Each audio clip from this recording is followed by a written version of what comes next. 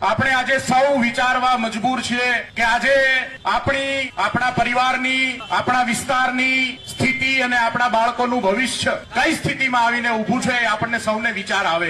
આમ તો આપણે ગુલામ હતા ત્યારે પણ 2 ટકનું ખાવાનું આપણા વડીલો ખાઈ લેતા હતા, એમને પહેરવાના કપડાઓ એમને મળી જતા હતા, છોકરાઓ વરણી પડી જતા હતા, જીવન ચાલતું હતું।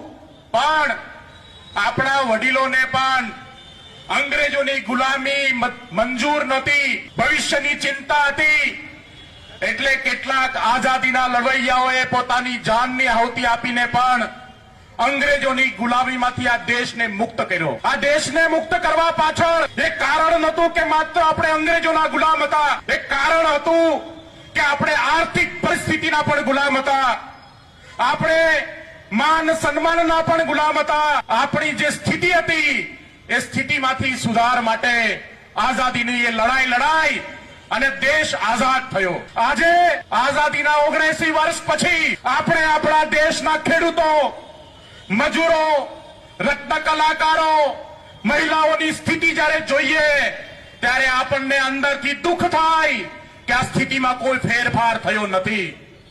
દુનિયા ચાંદ ઉપર પહોંચી છે, વિશ્વના મજૂરો, વિશ્વના વેપારીઓ, એમની પાસે તમામ પાયાની સુવિધાઓ છે, ત્યારે આપણી પાસે આપણા બાળકો ભણી શકે એવી સારી શાળાઓ નથી, આપણી પાસે સન્માનજનક આપણને સામાન્ય સુવિધાઓ નથી, દવાખાનાઓ નથી, આપણી પાસે આપણા હાથોને આપણી યોગ્યતા પ્રમાણેનું કામ નથી।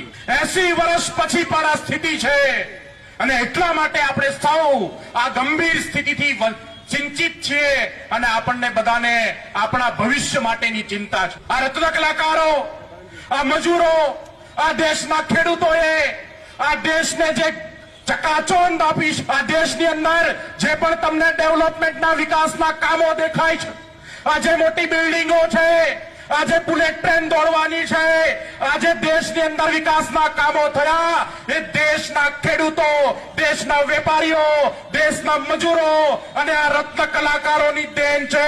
એમ છતાં આજે આ રત્ન કલાકારોની સ્થિતિ ગંભીર છે। આપણે સૌ જાણીએ છીએ આજે છેલ્લા 2, 3, 4 વર્ષથી હીરા ઉદ્યોગ એટલી ગંભીર મંદીનો સામનો કરે છે। વારંવાર રજૂઆતો થઈ, 60 થી વધુ રત્ન કલાકારોએ આત્મહત્યા કરી।